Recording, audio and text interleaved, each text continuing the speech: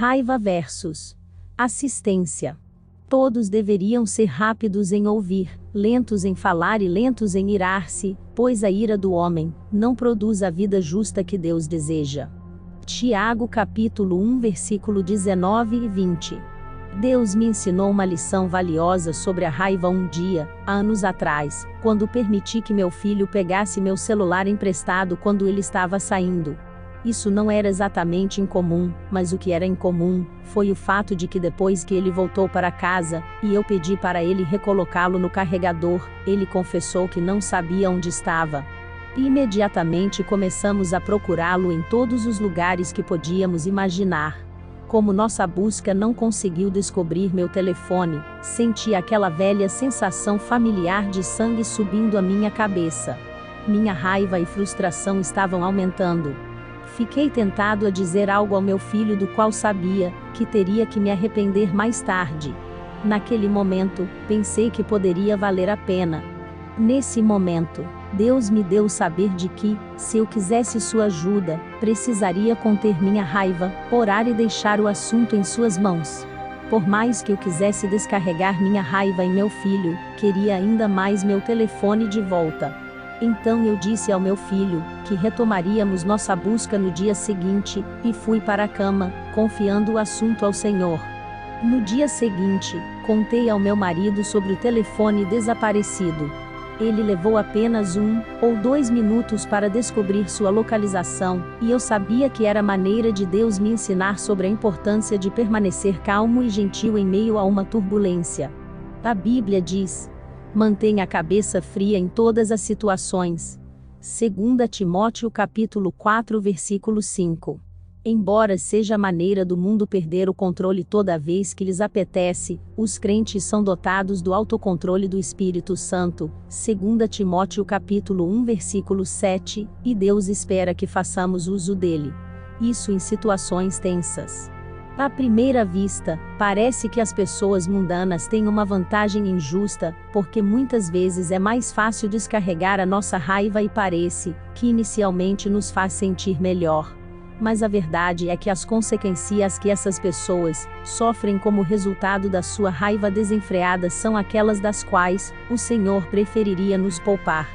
Eclesiastes capítulo 7 versículo 9, diz: não se irrite facilmente em seu espírito, pois a ira reside no colo dos tolos. E Provérbios capítulo 14 versículo 17, diz: o homem de temperamento explosivo faz coisas tolas. Perder a calma nos fará cometer erros em palavras e ações dos quais nos arrependeremos mais tarde. Simplesmente não vale a pena. Provérbios capítulo 15 versículo 18, diz: o impetuoso começa brigas, a pessoa de temperamento frio tenta impedi-las. Jesus chamou-nos para sermos pacificadores, Mateus capítulo 5 versículo 9, e deu-nos o seu Espírito, para que tenhamos a capacidade e o desejo de prevenir e deter a dissensão, em vez de contribuir para ela. Uma maneira de fazer isso é dizer a coisa certa na hora certa. Provérbios capítulo 15 versículo 1, diz: a resposta branda desvia o furor, mas a palavra dura suscita ira. Muitas vezes, podemos desviar a raiva de alguém falando palavras de gentileza e compreensão.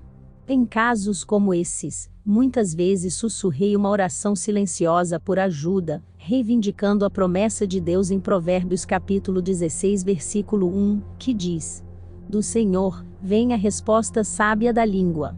Eu costumava pensar que tinha que dar a última palavra em situações como essa se quisesse sair vencedor. Agora sei que muitas vezes é exatamente o oposto.